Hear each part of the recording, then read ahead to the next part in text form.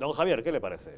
Bueno, me parece que es una auténtica barbaridad, una más lo que ha hecho este tribunal alemán, por una razón principal. En primer lugar, porque vulnera la soberanía judicial española. Segundo, porque vulnera todos y cada uno de los principios que conforman el acuerdo marco de la euroorden, que no es otro que el principio de la reciprocidad y el respeto mutuo a las decisiones judiciales de los Estados miembros de ese acuerdo.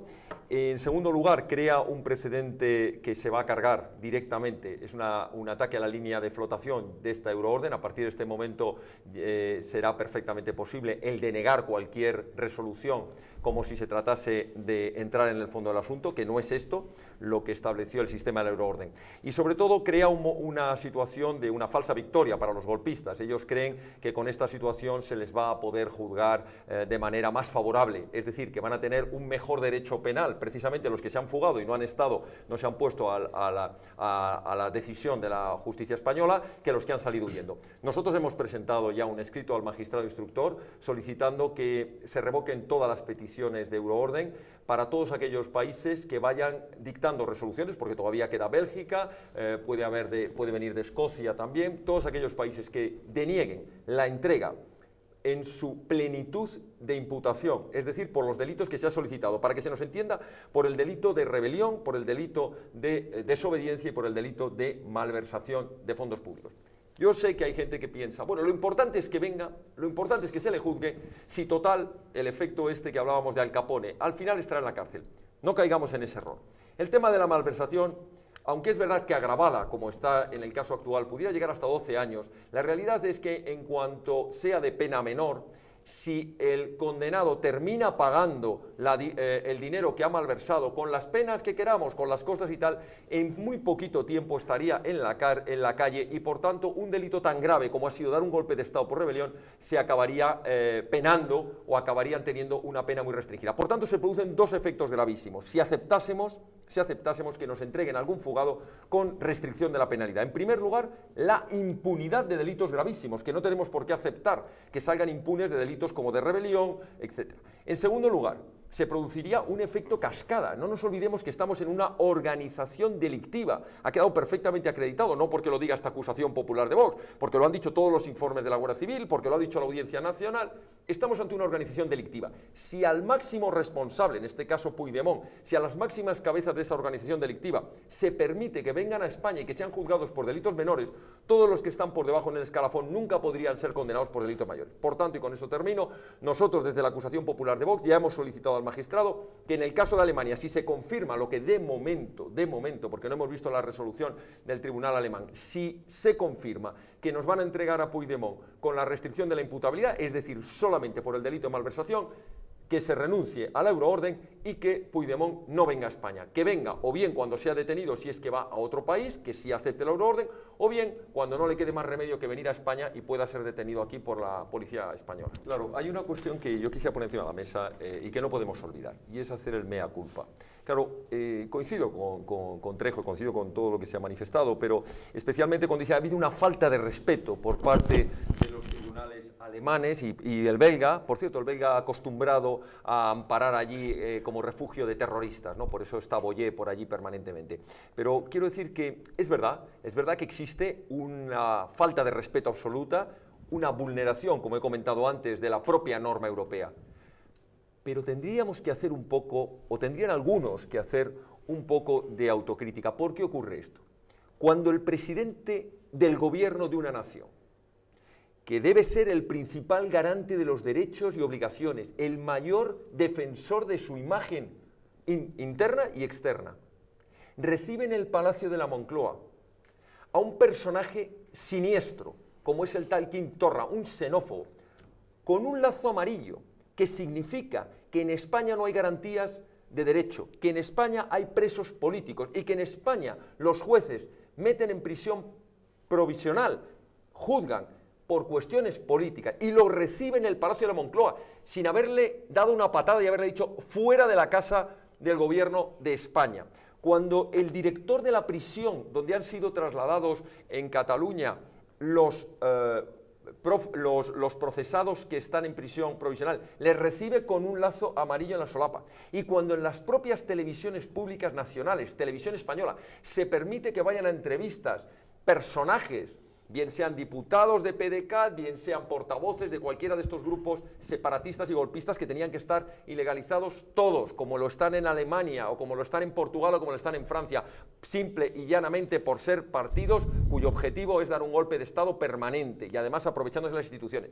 Cuando en España, he puesto 3 ejemplos, en el gobierno, en una televisión pública y en un centro penitenciario, se permite que vayan haciendo apología del desprecio al Estado de Derecho, ¿cómo podemos pedirle a las instituciones europeas que nos respeten? Hay un principio básico: el que no se respeta a sí mismo es muy difícil que se respete. Y segundo tema que quería poner encima de la mesa, el tema de las presiones. Nos consta que a través del sistema que se estableció en el acuerdo marco de Eurojust, de los distintos jueces de enlaces y fiscales de enlace, hay otra labor que hacen todos los países, que es la labor diplomática, de ejercicio diplomático, para que estas cosas no ocurran, y ha brillado por su ausencia. No voy a echarle la culpa al gobierno actual que acaba de llegar, le echo la culpa al gobierno de Mariano Rajoy, que no ha hecho ninguna labor diplomática de presión del lobby diplomático para que estas cosas no ocurran. Algo tan sencillo como decir: mire usted, como sus tribunales mantengan esta posición, España se retira del acuerdo Schengen y España no vuelve a entregar. Por cierto, hemos entregado en los últimos años, más que ningún otro país, prófugos que nos solicitaba la justicia alemana precisamente y la belga. Señores, se acabó, no se entrega uno más porque ustedes nos están despreciando. Pero en cambio sí han tenido y sí han permitido desde el gobierno presiones a la Fiscalía, presiones a esta acusación popular, presiones al magistrado instructor, esas cloacas del Estado que permanentemente están presionando para que rebajemos, como dicen ellos, la presión sobre los golpistas. Pero esto hay que hacérselo mirar. El problema no está en la Constitución. No, está, es previo. El problema, como hay que enfocarlo desde nuestro punto de vista, es entender lo que es la Constitución. La Constitución es una norma jurídica. Por cierto, llevamos 17 normas jurídicas, tampoco nos vayamos a creer que hay que ponerle un altar. Las constituciones se hacen, se cambian, se modifican, son la norma jurídica que regula el Estado. Pero por encima de la Constitución, por debajo, por encima de la Constitución está la nación española.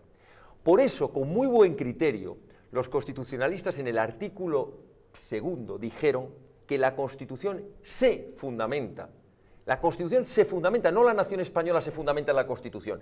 La Constitución se fundamenta en la indisoluble unidad de la nación española, patria común e indivisible de los españoles. ¿Qué quiere decir esto? Que nada se puede aprobar en la Constitución si atenta contra la propia nación, de la que emana los poderes. ¿Y qué poder emana? No solo el poder legislativo de constituir esa propia norma jurídica, sino algo que está por encima de las normas jurídicas, la unidad que se política. llama la soberanía nacional. Es lo mismo. Y la soberanía nacional es al final la que puede desarrollar todos los mecanismos jurídicos que quieran, salvo atentar contra la propia soberanía nacional. Y la soberanía nacional es indivisible. No cabe la posibilidad de hablar de derecho a decidir. No existe el derecho a decidir cuando lo que está en juego es el derecho a decidir destrozar la nación. No cabe el derecho. Pero tan es así que no existe ninguna constitución en el mundo, salvo alguna constitución de las antiguas, de la URSS, que tenían este precepto. Lo que sí existe en muchas constituciones es precisamente lo contrario. Me estoy refiriendo a la Constitución, por ejemplo, ya que se suele decir: hombre, fijémonos en nuestro entorno. Pues fijémonos en nuestro entorno. ¿Cuál es el entorno más cercano que tiene España? ¿Portugal? Lo prohíbe la Constitución portuguesa, dice expresamente: no puede haber partidos políticos cuyos fines no sean, fijaos lo que dice, no dice ni siquiera separatistas, fijaos lo que dice que no tengan ámbito nacional. Nos vamos a la francesa, tampoco permite dice expresamente, no se permite ningún partido político que atente contra la República Francesa. Y paradigmáticamente la alemana. Y ahí es donde iba a llegar, la he dejado como el postre para el final. Ahí va la alemana, y la alemana tiene un artículo, creo recordar que es el artículo 22 de la Ley Fundamental de Bonn, que fue copiado solo en parte, curiosamente, que es nuestro artículo 6, donde dice que los partidos políticos conformarán el pluralismo político, tendrán un fundamento democrático, eso democrático se lo han pasado por ahí, y decía el punto segundo, dice el punto segundo de ese artículo de la Ley Fundamental de Bonn: cualquier partido político que en sus objetivos, lo que decía Lorenzo de si lo dicen en los estatutos, o en sus fines, es decir, en sus hechos, en la ejecución real, aunque yo puedo hacer unos estatutos que digan respetaré completamente la unidad de España, pero si luego en mis actos tiendo, como creo que han dejado demostrados Esquerra Republicana, PDK, PNV.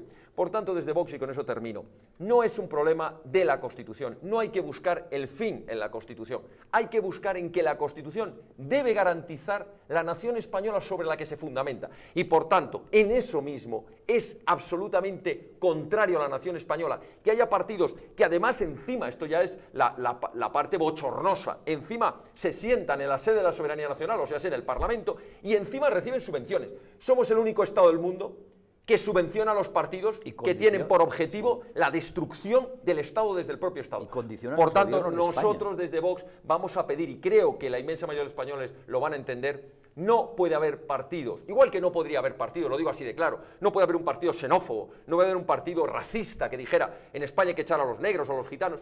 No se puede entender de ninguna manera que haya partidos cuyo objetivo es la destrucción de España. Por tanto, habrá que ilegalizar a los partidos secesionistas, empezando por una medida que es rapidísima: fin de las subvenciones para todos los partidos políticos, entre otros a los separatistas. Derecho a decidir sobre algunas materias, podemos decidir cómo queremos regular el tráfico, la educación, la sanidad. Lo que no tenemos derecho a decidir los españoles es a destrozar la nación española, por una razón histórica, porque la nación española no la hemos creado nosotros, la nación española es una herencia de generaciones que hemos recibido, un patrimonio que tenemos que conservar y mejorar y que tenemos que dejar a las generaciones futuras. El que en un fin de semana de borrachera, entre comillas, electoral, los españoles decidiésemos meter en una urna una papeleta y dijéramos nos vamos a suicidar, no tenemos derecho a hacerlo, ningún derecho a hacerlo. La nación la hemos heredado. ¿O es que cuando nacimos estaban allí ya las catedrales, nuestro nivel cultural, nuestro nivel económico, nuestro nivel gastronómico? No, hemos heredado una nación de generaciones que, por cierto, trabajaron, murieron, se sacrificaron y dieron lo mejor de sí mismo para que nosotros heredáramos esta nación. Por eso cuando uno viaja por el mundo se da cuenta que no todas las naciones son iguales. En unas se ha llegado a unos niveles, unas cuotas de libertad, de progreso, de felicidad, de desarrollo cultural, económico, y cientos de cosas, y en otras no, por muchas variadas razones, pero entre otras también por lo que ha sido cada nación y el espíritu que ha tenido. Y por eso digo, derecho a decidir sobre qué queremos en la educación, qué queremos en el tráfico o cómo queremos que sea nuestra sanidad, sí. Derecho a suicidar la nación, no. Tú has marcado la línea, pero creo que el artículo 2 lo marca también. Hemos estado hablando de la unidad nacional y decíamos que la Constitución se fundamenta en la indisoluble unidad de la nación española, patria común e indivisible. No se puede romper la unidad. Pero por algo pusieron los constitucionalistas otra palabra que se suele pasar muy rápido: indisoluble. ¿Qué quiere decir? Que no puedes disolver tu unidad dentro de un magma europeo o mundialista o globalista, como pretenden algunos, donde se pierda la propia soberanía nacional, donde España, los españoles, perdamos el concepto de nación. Otra cosa, perdón. Estás en contra de la Unión Europea y estás a favor de que España salga de la Unión Europea. No, verás cómo no. Antieuropeo. Verás, Gorka, no me lleves a ese terreno porque sabes que parece no es que así. sí. Nosotros, obsesionados con la soberanía. La soberanía nacional. Permíteme, la defensa de la soberanía nacional española no tiene nada que ver con lo que está ocurriendo en la Unión Europea. Tú puedes defender perfectamente una Europa de las naciones, que por cierto, Europa algo tiene que ver con España, porque si no, no sería Europa. Tú puedes perfectamente defender una organización europea donde se respete la soberanía y la identidad de las naciones, y no por eso vas a dejar de tener, no lo que hay ahora, que es lo que pretenden algunos, ese magma globalista difuso. Puedes tener una organización en la que tú has cedido parte de tus competencias, en la que tengas una defensa común, por ejemplo, en la que tengas un derecho común, en la que tengas muchas cosas común, pero eso no significa que disuelvas tu nación en el magma de las naciones. Yo no creo en identidades, sino yo creo en derechos ciudadanos y en que la mayor parte de los ciudadanos puedan vivir del Estado de Derecho que nos afecta, del Estado de Derecho en cada momento, el que exista y que nos garantiza nuestros derechos. Muchos de nuestros derechos son garantizados precisamente por la propia Unión Europea, pero bueno, está bien saber que Vox defiende que España salga de la Unión Europea. Perdona, no lo he dicho. Es interesante saberlo. Perdona, lo digo por tercera vez, Gorka. No, lo digo para que se sume a una serie de naciones, etcétera. Pero bueno, está en su programa, de todas formas. Es que tú estás hablando también del Brexit español. No pongas en mí lo que no he dicho, y lo voy a repetir para que no haya ninguna duda. Vox quiere que España siga en la Unión Europea. Es más, quiere que la Unión Europea se refuerce. Lo que no quiere es que la soberanía nacional, el desprecio a la soberanía de cada una de las naciones, se esté diluyendo porque nadie protege las fronteras de Europa, porque hemos decidido vender, regalar y ceder la identidad propia europea, que tiene una identidad propia. ¿Cuál es la identidad propia? Lo que significa precisamente Occidente. viene de la herencia grecorromana, judeocristiana y el humanismo cristiano. Perdona, las leyes que nos damos libremente. No, las leyes no. Las leyes que nos damos libremente. Está por delante de eso. Tiene una tradición, ¿no? Eso tiene una tradición, eso no ha nacido ayer. Estáis en contra, estáis por encima de las leyes. Hay cosas más importantes que las leyes, que son la tradición, la herencia de siglos, etcétera. Las leyes pueden cambiarse. Las leyes pueden cambiarse y gracias a ellas muchas hay que cambiarlas, además. Las leyes pueden cambiarse, la Constitución se puede cambiar, es bueno cambiarla. No hay nada sagrado. La unidad de la nación española sí. A mí me llama la atención que cuando se habla de estos debates, al final todo viene a ser siempre lo mismo. Hablamos de siglas, hablamos de personas, si es Rajoy, si es Soraya, si es Casado, si es Albert Rivera, cuando lo que hay que hablar es de principios y valores. Nosotros cuando fundamos Vox dijimos que iba a ser el partido de los valores, que lo de menos eran las personas que estuviéramos en cada momento al frente de ese partido. Y repetimos hasta la saciedad que no somos más que un instrumento de un proyecto político puesto al servicio de España y de los españoles. Y por tanto, no sé qué problema hay que desaparezca un partido político. Todo el mundo está diciendo, no, es que claro, es que esto sería tremendo porque el Partido Popular va a perder votos. Pues bienvenidos sean, eso significa que los españoles somos libres. Significa que los españoles, cuando una opción política ha traicionado, como ha sido el Partido Popular, ha traicionado su programa, les ha engañado, empezando por sus propios afiliados, siguiendo por sus votantes, cuando ha hecho justo lo contrario, todo lo que prometió, que dijo que iba a cambiar cuando estaba en la oposición, no lo ha hecho, y todo lo que prometió que iba a hacer cuando estuviese en el gobierno, tampoco lo ha hecho. Por tanto, ¿qué pasa con este debate que tienen interno? A mí me parece que es tanto monta, tanto, es exactamente lo mismo. ¿Qué credibilidad? Y ya entrando en concreto en los dos candidatos que están en liza, pero ¿qué credibilidad tienen cualquiera de los dos? ¿Qué credibilidad? El que dicen ahora, no, mire usted, lo que dice ahora no. ¿Qué ha hecho usted? ¿Qué ha hecho usted cuando ha estado en el gobierno con mayoría absoluta? ¿Qué ha hecho usted, señor Casado, qué ha hecho usted cuando estaba en el Congreso de los Diputados y tenía que apretar el botoncito? Porque hubo algunos compañeros suyos, por ejemplo, con la ley del aborto, que votaron no y les costó una sanción y luego no salir en las listas. ¿Qué ha hecho usted cuando estaba en el Comité Ejecutivo Nacional? ¿Ha levantado la mano y ha dicho basta de corrupción en el partido? No. ¿Qué ha hecho usted cuando soltaban a Bolinaga? ¿Qué ha hecho usted cuando se iba Soraya corriendo a ponerse a hacerle las gracietas a los golpistas? ¿Qué ha hecho usted cuando no se ha aplicado el 155? ¿Qué ha hecho usted cuando no se ha derogado la memoria histórica? Nada de nada. Sí, cobrar un sueldo y vivir del partido. Por tanto, ¿qué quiero decir con esto? Que no nos preocupemos porque haya un partido político, son unas siglas, no se preocupen los españoles. Yo sé que hay muchos votantes y muchos afiliados del Partido Popular de buena fe que dicen, hombre, es que el Partido Popular a lo mejor con este o con el otro recupera las esencias. ¿Cuáles son las esencias? La defensa de la unidad de España, que hubo una época en que el Partido Popular sí la defendía, la época en la que José Antonio Ortega Lara, por ejemplo, militaba en el Partido Popular y ahora es uno de los fundadores de Vox, la época en que había un Partido Popular en el que militaba Gregorio Ordóñez hasta que la banda terrorista lo asesinó. Ese Partido Popular que defendía la unidad de España, que no claudicaba con los terroristas, que creía en que los españoles éramos libres iguales. Bueno, pues mire usted, en Vox defendemos eso mismo. ¿Por qué tiene usted que jugársela otra vez a que le engañen? Apueste por una opción política que defienda esos valores. Lo que quiero decir, y termino, es que lo importante, creo, para todos los españoles, es que busquemos aquellas opciones políticas como instrumento político al servicio de las ideas en las que creemos. No que el fin sea, que es lo que buscan estos señores del debate. Lo único que buscan es el fin de ver cómo recuperan ellos su cuota de poder que van a perder. Están buscando una cuestión de interés personal, no de lo que es mejor para España. Claro, aquí el problema está precisamente en una palabra que es lo de la discriminación positiva, que es una de las mayores aberraciones que hay, en torno a la cual, porque si algo es discriminatorio no es positivo. Desde nuestro punto de vista lo discriminatorio es negativo. Y lo hemos tenido que ver en tres sectores, y este es uno más. Lo hemos tenido que ver en el sector de la educación, aplicando las leyes LGTBI, donde lo que se ha discriminado a favor de la población homosexual es a la población heterosexual, es decir, todo lo que no coincida con los intereses del lobby LGTBI hay que discriminarlo. En segundo lugar, con la política lingüística. Todo lo que signifique defender el español se ha hecho a favor, discriminando el español para favorecer otras lenguas cooficiales que tienen todo el respeto del mundo, pero se ha hecho esa discriminación del español. En tercer lugar, con los propios partidos políticos. Se ha premiado a los partidos de ámbito regional, cuando no abiertamente secesionistas, frente a los partidos que defienden nacional. Veamos lo que es la ley electoral y nos daremos cuenta. Por tanto, ¿qué es lo que nos pasa ahora con lo del diésel? Nos pasa que hay dos principios que no quieren aceptar, que es el principio de la igualdad, de que todos los españoles somos iguales, por tanto no hay que discriminarnos a los españoles, y por tanto los consumidores habrán elegido la opción que crean más necesaria. No hay que ir a penalizarlos ahora a base de políticas fiscales. Y en segundo lugar, el de la seguridad jurídica. Esto es muy importante. Lo hemos visto con las políticas energéticas, donde después de apostar por unas determinadas energías, deciden en un momento dado cambiar la legislación.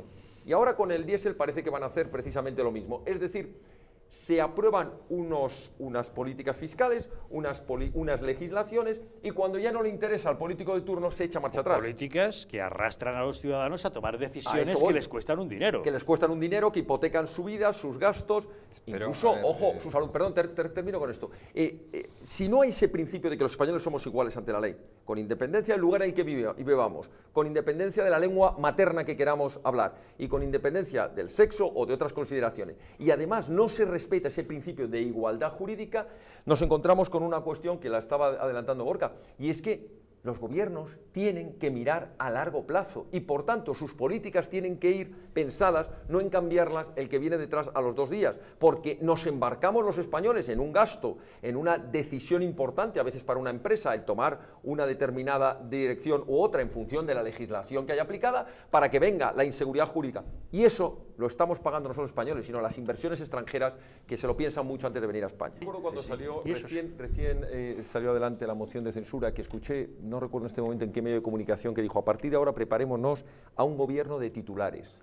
Yo dije, ¿qué quiere decir esto? Dijo, mira, de ahora a que se produzcan las elecciones, todos los días va a haber una noticia estrella. Se van a inventar lo que sea. Hoy toca el diésel, mañana dirá que quieren prohibir que se camine por el campo, al día siguiente dirán que hay que beber Coca-Cola, al día siguiente, no lo sé. Da igual, cualquier cosa que haga que estemos pendientes de este gobierno, porque lo que están buscando es eso, mantener la atención hasta que lleguen las próximas elecciones. Pero claro, el tema importante aquí es la retroactividad. Yo coincido con Gorka Maneiro, coincido totalmente, en que desde el Estado, desde el gobierno, hay que favorecer todas aquellas políticas que sean buenas para el interés común. Por ejemplo, en política energética, hay que favorecer aquellas energías que sean limpias, renovables.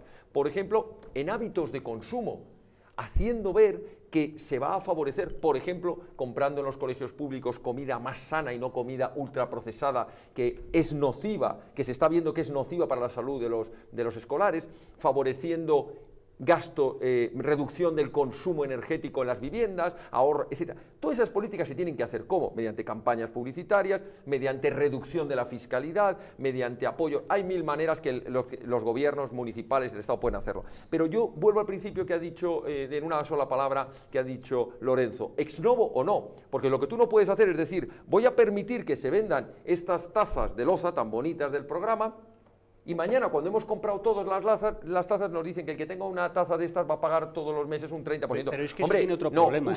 Usted podrá decir, a partir de ahora, el que compre estas tazas que hemos visto que son nocivas, hombre, en productos de sanidad pues, o en productos sanitarios, digo alimentarios o farmacéuticos, se retiran del mercado. Pero quiero decir que cuando se descubre que hay una tecnología, que normalmente es con el avance de la tecnología, que es mejor y que sería bueno que en vez de que se consumiera un determinado producto, se consuma otro, lo que haces es que dices, a partir de ahora, quien consuma energías más contaminantes estará penalizado. Eso sí, pero los que ya lo hemos comprado... Venimos de una situación en la que nuestras Fuerzas Armadas de los últimos 20 años vienen sufriendo un déficit presupuestario gravísimo en cuanto a dotaciones de material, en cuanto a dotaciones de personal, de retribución, de personal, el personal necesario para cada una de las unidades. Nuestra seguridad nacional está en riesgo. Y esto no lo dice Vox, a pesar de que Vox lo lleva en su programa desde hace 4 años, lo de llegar a ese 2% que se había fijado como límite bajo, por eso que ahora lo quieran subir, era el mínimo de garantía. Esto lo dicen los militares, lo dicen las Fuerzas Armadas, están con unos presupuestos totalmente restrictivos para las capacidades, para lo que dice la Directiva de Seguridad Nacional, que es la que fija los riesgos que tiene una nación, riesgos exteriores y riesgos de necesidades de seguridad nacional. Dicho lo cual, nos parece una brillante noticia, una magnífica noticia que por fin España se haya comprometido. Me da igual si ha sido con el gobierno de Mariano Rajoy, me da igual si ha sido ahora Pedro Sánchez porque ha querido sacarse la foto a ver si le dedicaba más de 2 segundos y medio Donald Trump, no lo sé. Probablemente lo de Pedro Sánchez sea un titular, sea una foto, lo que estaba buscando y no otra cosa. Pero lo importante es que esto es una política de Estado, una política nacional. Ahora termino con esta cuestión. España tiene que exigirle a la OTAN, y este era el momento de hacerlo, y se ha vuelto a desaprovechar nuevamente. Acabamos de perder una oportunidad extraordinaria con la renovación del acuerdo sobre la utilización conjunta de las bases en España con los americanos, y hoy se acaba de perder, o ayer se acaba de perder, una nueva oportunidad. Y es que todo el territorio nacional esté bajo el paraguas de la OTAN. Yo entiendo perfectamente que Estados Unidos diga, señores, si la OTAN protege la seguridad de todos los estados tienen que colaborar igual. No es posible que yo esté poniendo un 4% y ustedes no lleguen ni siquiera a ese 2%. Todos tienen que aportar en función de su capacidad presupuestaria el mismo porcentaje. Ahora bien, lo que es inaceptable es que cuando se negoció el tratado de la OTAN quedasen fuera del paraguas de cobertura de la OTAN territorio nacional como es Ceuta y Melilla. Por tanto, había que haber dicho ahora, sí, yo meto el 2%, pero usted me garantiza la cobertura Ceuta.